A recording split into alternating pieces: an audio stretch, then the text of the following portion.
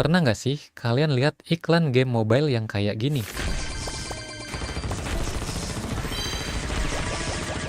Ya mainlah suara. Atau iklan game yang isinya sus, cringe, dan kadang bikin mikir, ini game apaan sih?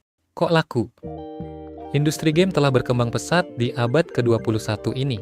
Bahkan pasar marketnya itu dibagi menjadi dua, yaitu market PC konsol dan juga pasar game mobile atau HP. Tapi jika kita spesifik ke pasar game mobile, entah kenapa gamenya makin kesini makin aneh. Game-game kayak gini justru selalu nongkrong di trending Play Store. Padahal kalau dibandingin sama game mobile zaman dulu, rasanya kayak beda dunia. Jadi pertanyaannya, kenapa game mobile sekarang makin aneh? Dan kenapa justru yang aneh-aneh itu yang paling laku? Dan selamat datang di segmen bahas game aja.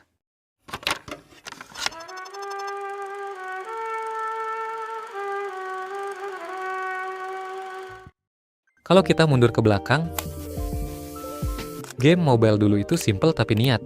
Mulai dari era Nokia dengan Snake, lanjut ke era iPhone dan App Store, sampai puncaknya di sekitar 2009 sampai 2012. Di masa itu, game mobile fokus ke satu hal yaitu fun gameplay. Kita punya Angry Birds, Jetpack Joyride, Plants vs Zombies, Subway Surfers, Clash of Clans. Game-game ini gampang dipelajari tapi sulit dikuasai. Bisa dimainkan offline, dan nggak maksa kita nonton iklan tiap 30 detik. Yang mana intinya, dulu game mobile dibuat untuk fun gameplay, bukan buat dimonetisasi habis-habisan. Jadi kenapa developer sekarang mulai membuat game-game aneh?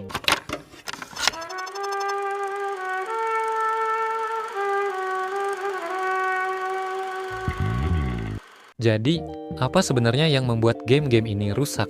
Sebenarnya bukan salah gamenya, tapi developer yang nggak lagi mementingkan komunitas gamenya dan esensi dari game itu sendiri. Perubahan besar mulai kerasa sekitar 2017 sampai 2018.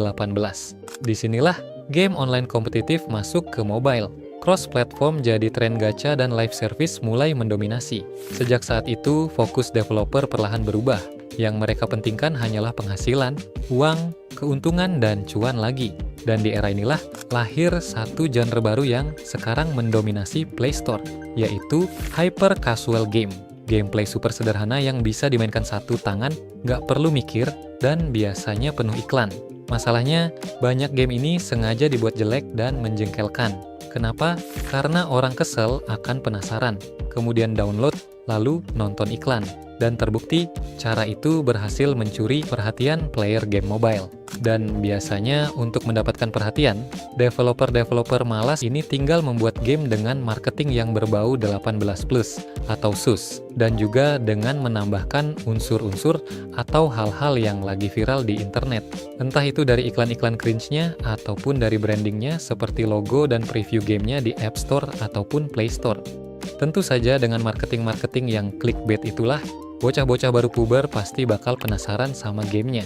Padahal akhirnya game yang mereka download hanyalah sebuah game hyper casual yang repetitif parah, dan dengan sistem microtransaction dan iklan yang sangat banyak. Intinya, dari semua pernyataan tadi, industri gaming mobile telah jauh dari yang katanya berkualitas. Era sekarang, semua developer game hanya memikirkan perputaran uang pada gamenya, ketimbang membuat player-playernya menjadi komunitas yang solid.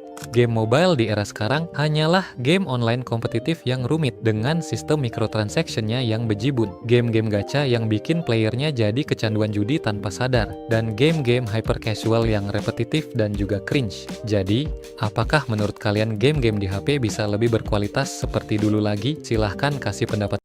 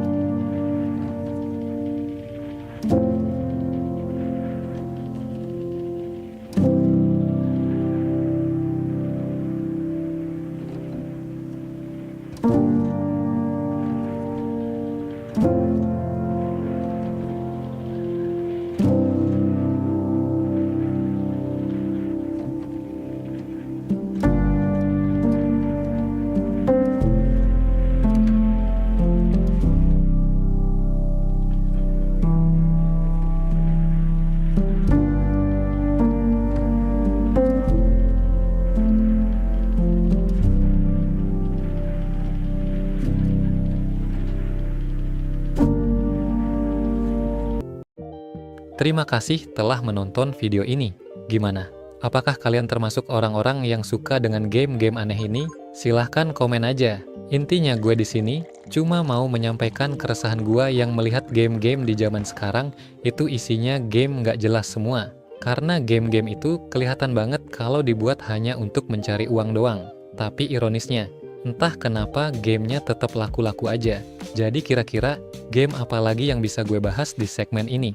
Jadi jangan lupa